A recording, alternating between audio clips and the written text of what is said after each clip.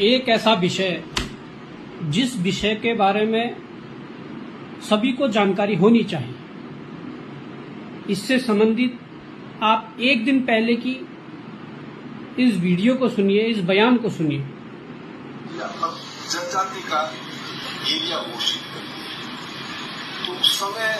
हमको जनजाति कभी मांग की हमने, कभी हम पूछो जरा हमारे बुजुर्ग लोग,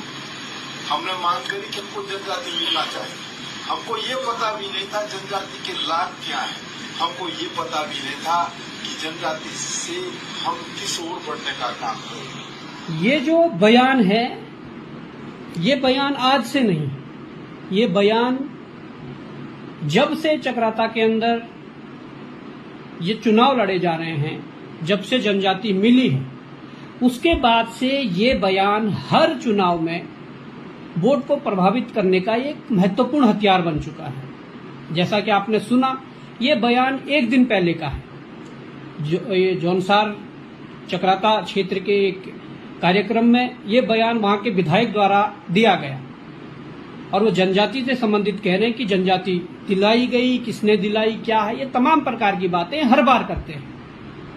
पर इस विषय पर वास्तविक रूप में सत्य जानकारी जो है वो हर एक नागरिक का अधिकार है कि उसे पता होनी चाहिए कि सत्यता क्या है। क्योंकि आज का युवा पढ़ा लिखा युवा है, आज का समाज पढ़ा लिखा समाज है। उनके सामने अगर तथ्यात्मक बातें करेंगे तो वो उसको एक्सेप्ट करेगा, और सुनी सुनाई बातें या गुमराह करने वाली बातें करेंगे तो निश्चित तौर पर वो उस पर प्रश्न उठाएगा और प्रश्न खड़ा होगा। तो मैं इसी पर आता हूं कि जो कहते हैं कि जनजाति दिलाई है, मैं इस बात को बिल्कुल नहीं नकार रहा हूं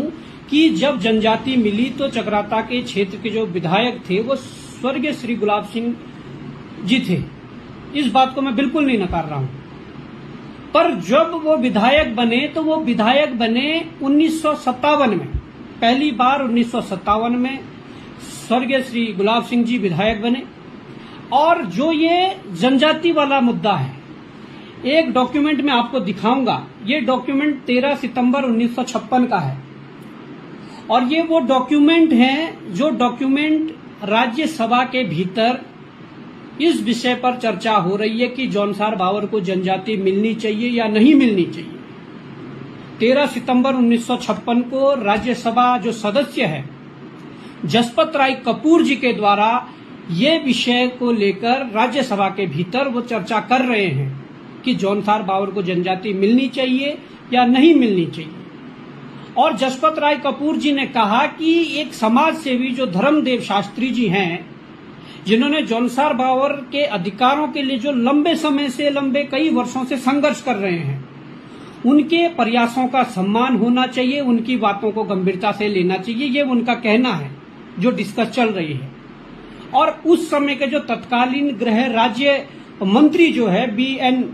दत्तार ने कहा कि इस विषय पर पहले से ही विचार विमर्श चल रहा है और यूपी सरकार से इस विषय की जानकारी मांगी है, और यदि आवश्यक शर्तें पूरी होती है तो जौनसार भावर को ST सूची में शामिल करने का विचार किया जाएगा। ये बातें 1956 की मैं बता रहा हूं और ये कहा जा रहा है कि केवल गुलाब सिंह जी ने ही जनजाति दिलाई है। मैंने एक बात पहले कही कि मैं इस बात को नहीं नकार रहा हूं कि जब जनजाति का दर्जा मिला तब गुलाब सिंह जी विधायक थे, वो थे, इस बात को हम नहीं नकार रहे हैं। पर जो 1956 में राज्यसभा के भीतर इस विषय पर चर्चा हो रही है, उससे पहले उत्तर प्रदेश की विधानसभा में इस पर चर्चा हुई होगी, तो निश्चित तौर पर ये आंकलन किया जाना चाहिए कि वास्तविक रूप में जनजाति दिलाने के पीछे कई ऐसे निस्वार्थ लोग, चाहे वो धर्मदेव शास्त्री जी हो, चाहे राज्यसभा के भीतर जो राज्यसभा सदस्य है जसपत राय कपूर जी हो, या तमाम प्रकार के और भी ऐसे लोग जिन्होंने इसके लिए प्रयास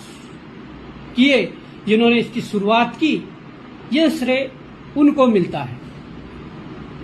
विधायक के रूप में किनका कार्यकाल था, ये श्रेय उनको मिलेगा और मिलना भी चाहिए, पर केवल ये श्रेय कि उन्होंने ही दिलाई है या उनके ही प्रयासों से हुआ है, ये बिल्कुल गलत है। अब मैं इस बात को इस तरीके से कहना चाहता हूं कि जब वर्षों के संघर्ष से प्रदेश के युवाओं ने पेपर लीक जैसी बड़ी जो संघर्ष किया, उस संघर्ष में लंबे समय से कई युवाओं पर, हजारों युवाओं पर मुकदमे लगे, सैकड़ों युवाओं ने जेल यात्राएं इस दौरान की, हजारों युवाओं ने लाठियां खाई। तमाम प्रकार के संघर्ष की बदौलत जब 2021 में गांधी पार्क के बाहर एक बड़ा हजूम निकल कर आया और उसको देखते हुए सरकार के हाथ पांव फूले, सरकार पर दबाव पड़ा, हम लगभग 13 लोग जेल यात्रा में गए, लगभग सैकड़ों लोगों पर मुकदमे हुए, कई लोगों की लाठियां भांजी गई जिनके जो लहूलुहान हुए। उसके बाद सरकार ने नकल विरोधी कानून लागू किया।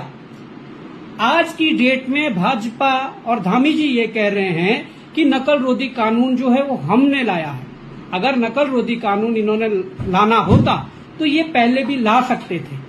पर ऐसा क्योंकि जब युवाओं के तमाम प्रकार की प्रताड़नाएं झेलनी पड़ी, युवा जब सड़कों पर उतरे, लाठियां खाई, जेल गए और तमाम प्रकार की चीजें हुई, तब जाकर ये कानून लाया गया। तो इसका श्रेय वास्तविक रूप में युवाओं को जाता है कि युवाओं ने अपने संघर्ष की बदौलत एक ऐसे कानून को यहां पर स्थापित किया। पर वही उदाहरण मैं यहां पर देना चाहता हूं कि जैसे कह रहे हैं कि स्वर्गीय गुलाब सिंह जी ने जनजाति दर्जा दिलाया, तो मैं यही कहना चाहता हूं कि ये उसी प्रकार की एक बात है जिस प्रकार से ये कहा जाता कि धामी जी ने ये कानून बनाया नहीं, उनको मजबूरी में बनाना पड़ा। और वहां पर भी यही मैं कहना चाहता हूं कि जब 1956 के राज्यसभा सदन में ये बात हो रही है कि जौनसार बाबर को जनजाति मिलनी चाहिए, नहीं मिलनी चाहिए, उससे पहले उत्तर प्रदेश की विधानसभा में ये डिस्कस हुआ होगा। उससे पहले जिक्र है इस डॉक्यूमेंट में कि धर्मदेव शास्त्री द्वारा कई वर्षों से इसके लिए प्रयास किए जा रहे थे। तो जब गुलाब सिंह जी 1957 में पहली बार विधायक बने तो ये पूरी तरीके से गलत है कि जनजाति का दर्जा केवल और केवल स्वर्गीय गुलाब सिंह जी ने दिलाया। तो मैं प्रत्येक नागरिक को ये बताना चाहता हूं कि ये उनको जानकारी होनी चाहिए और ये जानकारी होनी चाहिए। हम इसको नहीं नकारने में फिर कह रहा हूं कि गुलाब सिंह जी के रहते हुए, उनके कार्यकाल में, उनके विधायक रहते हुए ये जनजाति का दर्जा मिला, उस बात को नहीं नकार रहे हैं, पर इस बात को जरूर हम बता रहे हैं कि ये जनजाति को दिलाने का जो संघर्ष था, जो ये प्रयास था, ये उनके विधायक बनने से कुछ वर्ष पूर्व शुरू हो चुका था। तो इसलिए पूरी तरीके से उन्हें श्रेय नहीं जाता है, श्रेय उन लोगों को जाता है जिन्होंने इसकी शुरुआत की। और ये बात प्रत्येक व्यक्ति और प्रत्येक नागरिक को समझनी पड़ेगी। जय हिंद, जय भारत, जय उत्तराखंड।